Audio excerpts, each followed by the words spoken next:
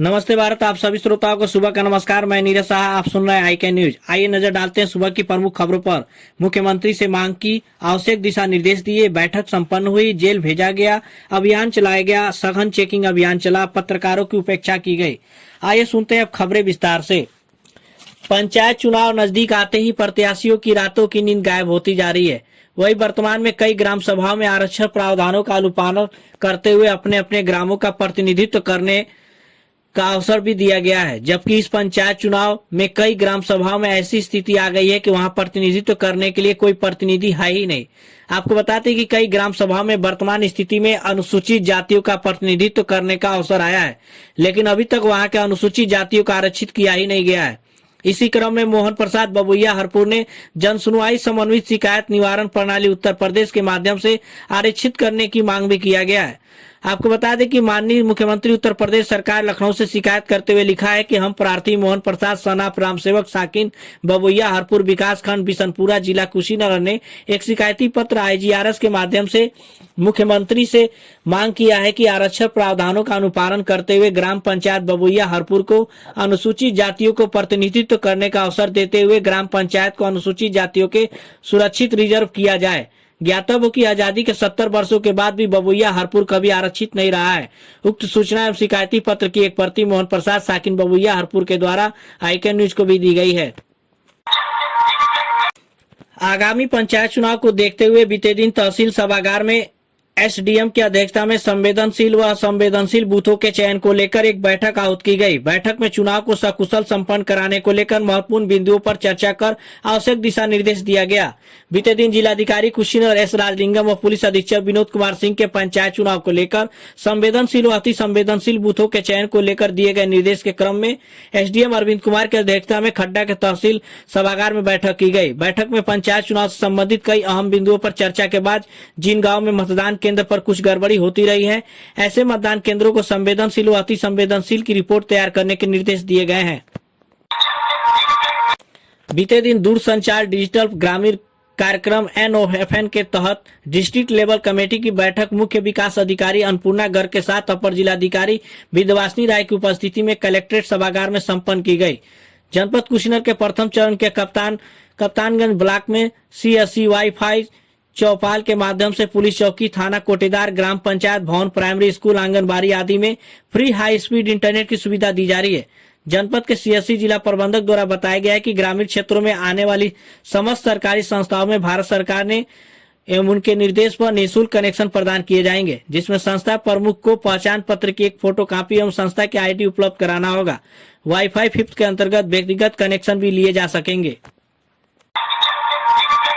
रामकोला थाना क्षेत्र के ग्राम सभा खोटई के निर्भया टोला में एक कबाड़ की दुकान पर RPF की टीम छापेमारी कर रेलवे से चोरी हुई हजारों रुपए का कीमती सामान बरामद कर दुकान मालिक को गिरफ्तार कर जेल भेज दिया। बीते दिन कप्तानगंज रेलवे स्टेशन पर पत्रकार वार्ता करते हुए पत्रकार से प्रभारी निरीक्षक मुकेश सिंह ने बताया कि मुखबिर के सूचना पर दोपहर में रामकोला थाना के खोटई के टोला निर्भया स्थित कबाड़ के दुकान पर छापेमारी की गई, जिसमें कबाड़ से 10 अदद पेंडोल क्लिप रेल संपत्ति बरामद हुआ, जिस पर सामान के साथ दुकान स्वामी उदयभान निषाद पुत्र रामवृक्ष निषाद निवासी खोटई टोला निर्भया को कब्जे में लेकर पूछताछ में मालिक द्वारा रेल संपत्ति रखने के बाबत कोई प्राधिकार पत्र नहीं दिखाया जा सका है, जिस पर अपराध संख्या को पंजीकृत करते हुए उसे न्यायालय भेज दिया गया है।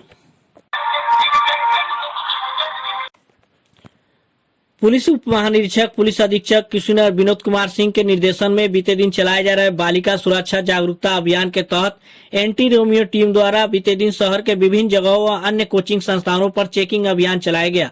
चेकिंग के दौरान महिला आरक्षियों द्वारा शहर के कस्बे बाजार में मिलने वाली लड़कियों महिलाओं से उनके सुरक्षा के संबंध में बात कर उनकी परेशानियां पूछी गई व उनके सुरक्षा के दृष्टिकोण से, जिसमें गुड टच, बैड टच, महिला हेल्पलाइन 1090, मुख्यमंत्री हेल्पलाइन, इमरजेंसी हेल्पलाइन 112 तथा चिकित्सा संबंधित हेल्पलाइन 102, 108 आदि के बारे में जानकारी दिया गया। बीते दिन जनपद में पुलिस उप महानिरीक्षक पुलिस अधीक्षक विनोद कुमार सिंह के निर्देश में बीते दिन जनपद कुशीनगर के समस्त प्रभारी निरीक्षक, थानाध्यक्ष, चौकी प्रभारी को बैंकों की चेकिंग हेतु आवश्यक दिशा निर्देश दिए गए, जिसके क्रम में जनपद कुशीनगर के समस्त थानों द्वारा अपने अपने थाना क्षेत्रों में पड़ने वाले बैंकों के आसपास तथा बैंक के अंदर सघन चेकिंग अभियान चलाया गया। संदिग्ध व्यक्तियों, वाहनों को चेक किया गया तथा बैंक में मौजूद लोगों को सुरक्षा के दृष्टिगत जागरूक भी किया गया एवं बैंक ड्यूटी में लगे पुलिसकर्मियों को सतर्क रहते हुए संदिग्ध व्यक्तियों की चेकिंग हेतु आवश्यक दिशा निर्देश दिया गया। सूबे की योगी सरकार के अंतिम बजट को सत्ता दल के लोग चाहे जितनी सराहना कर ले, लेकिन देश के चौथे स्तंभ कही जाने वाली मीडिया हर बार की तरह इस बार भी निराश है। कोरोना काल में पत्रकारों ने जिस तरह से जान जोखिम में डालकर अपनी लेखनी के जरिए केंद्र व प्रदेश सरकार का सहयोग किया था, उसके बाद यह उम्मीद जगी थी कि सरकार की बजट में पत्रकार के उत्थान के लिए कोई योजना बनेगी, परंतु अफसोस, पहले केंद्र की मोदी सरकार, उसके बाद प्रदेश की योगी सरकार ने पत्रकारों को उपेक्षित कर दिया, जिसको लेकर पत्रकारों को काफी मलाल है। जनपद के सबसे वरिष्ठ और श्रमजीवी पत्रकार यूनियन के जिलाध्यक्ष सुभाष चंद्र श्रीवास्तव कहते हैं कि हर बार की तरह इस बार भी प्रदेश सरकार की बजट से पत्रकारों को निराशा हाथ लगी है। उन्होंने सरकार से पत्रकारों के हित में प्रति माह कम से कम 1000 रुपए मानदेय, 10,000 रुपए पेंशन और पत्रकार सुरक्षा कानून की मांग करते हुए कहा कि पत्रकार हर विषम परिस्थितियों में राष्ट्र के प्रति समर्पित होते हुए सरकार का सहयोग करता है। देश के चौथे स्तंभ सरकार का सहयोग करता है। देश के चौथे स्तंभ कहे जाने वाले सरकार अपने बुनियादी सुविधाओं से वंचित है। इसके बावजूद केंद्र और प्रदेश सरकार पत्रकारों के बारे में कुछ नहीं सोच रही है, जो निंदनीय है। अखिल भारतीय पत्रकार सुरक्षा समिति के मंडल प्रभारी ब्रिज बिहारी त्रिपाठी ने कहा है कि प्रदेश सरकार के बजट से यह साफ हो गया है कि देश के ज्यादातर नेता मीडिया कर्मियों को समाज का हिस्सा नहीं मानते, नहीं तो निश्चित ही इस बजट में वैतनिक व अवैतनिक रूप से दिन रात राष्ट्र व समाज की सेवा में लगे इन मीडिया के लोगों के लिए मानदेय, बीमा, चिकित्सा आदि के लिए कुछ न कुछ योजनाएं जरूर होती। उन्होंने कहा कि कोरोना काल हो या फिर अन्य कोई विषम परिस्थिति, पत्रकार मुस्तैदी से अपना दायित्व का निर्वहन करता है। उन्होंने कहा कि ईमानदारी से अपनी भूमिका निभाने वाले अनगिनत पत्रकार आज दरिद्रता का जीवन जी रहे हैं, फिर भी वो अपने पत्रकारिता के धर्म को निभाते आ रहे हैं। अपने कर्तव्य के निभाने के में मीडिया के समर्पित साथियों को तमाम दिक्कतों का सामना भी करना पड़ता है और उनका उत्पीड़न भी किया जाता है।